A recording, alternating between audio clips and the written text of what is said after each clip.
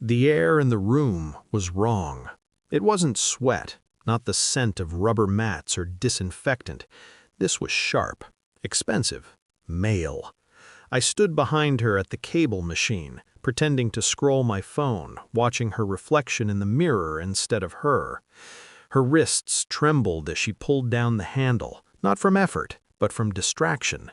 Her phone buzzed. She didn't look. That was new.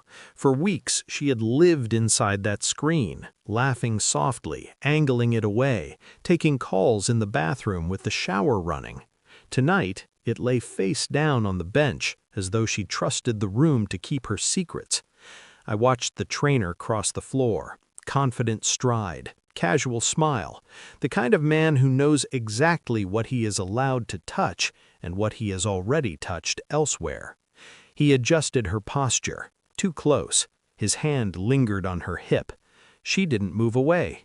Something cold settled behind my eyes. Not anger yet, just the sound of a door locking somewhere inside. She caught my gaze in the mirror, smiled. "Almost done," she said. Her voice was light, normal, perfectly rehearsed. That was the moment I knew. Not because of the smell, not because of him, but because when she smiled at me, it never reached her eyes. I told myself I was imagining things. Long hours at the gym meant discipline, growth, self-care, that's what she said. I repeated it like a prayer I didn't believe but needed anyway. Still, the evidence stacked up. New lingerie that never appeared at home, showers taken immediately after workouts, a sudden obsession with scented body wash that didn't match the cologne on her skin. I never confronted her. Confrontation is for people who want answers. I wanted certainty. At night, she slept facing away. The space between us felt measured, in inches, in silence. I lay awake listening to her breathe, wondering how long a person can live two lives before collapsing under the weight. I started watching instead of speaking. The trainer's name came easily. She said it often, casually, as though repetition could bleach it clean. Social media filled in the rest. Photos, smiles, a woman tagged in nearly all of them. Fiancée. The word sat heavy in my chest. She was beautiful, poised, the kind of woman who still believed in honesty because she hadn't yet been forced to survive without it. I didn't message her right away. I waited, collected timestamps, compared schedules, built a quiet timeline only I could see. When I finally reached out, I didn't accuse. I asked one question. Has he been working late a lot lately? The typing bubbles appeared, disappeared, returned. Her reply came, short, controlled, already cracking at the edges. Why? That was when I knew I wasn't alone. We met for coffee, neutral ground, public, safe. She sat across from me, hands wrapped around a mug she never drank from. Her jaw was tight, eyes sharp with a fury she'd been holding for weeks, maybe months. We didn't trade stories, we compared facts, dates, times, excuses that matched too perfectly to be coincidence. She showed me messages he'd sent her, apologies wrapped in delays, love wrapped in lies. I showed her the gym check-ins, the receipts, the cologne. The truth didn't explode, it assembled itself, slowly, methodically, brick by brick. I expected grief, rage, something messy. What I felt instead was focus. An idea formed, not from revenge, but from symmetry, a balance they hadn't accounted for.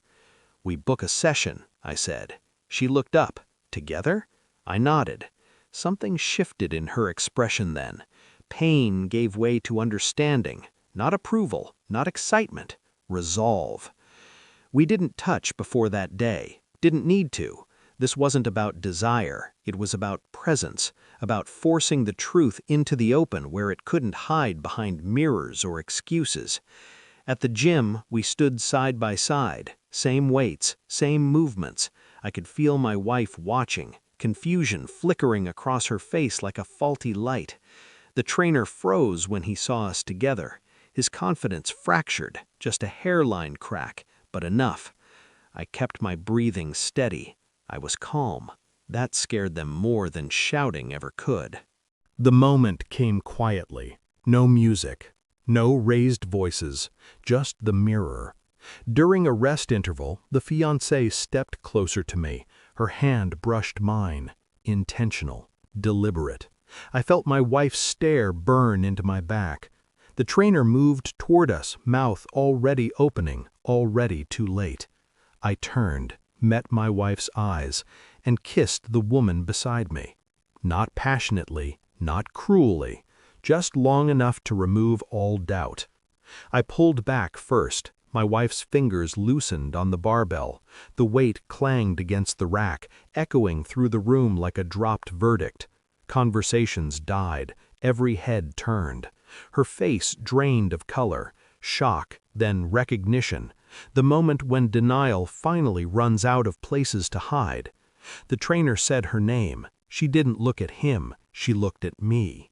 I saw it then. The understanding that I had known long before she thought I did, that I had chosen the time, the place, the terms. I gave her a small nod, confirmation. We didn't speak that night. I packed a bag slowly, deliberately, folding clothes with the same care I once folded our life together. She hovered in the doorway, crying without sound, waiting for something, anger, forgiveness, permission. I gave her none. At the door, I stopped. "You should know," I said, voice even. "This wasn't about hurting you." She looked up, hopeful, desperate.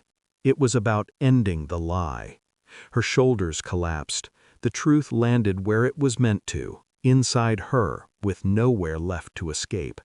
I left the ring on the table, not as a symbol, as evidence. Weeks later, the gym changed trainers. I heard the fiancé left him. Clean break, no negotiations.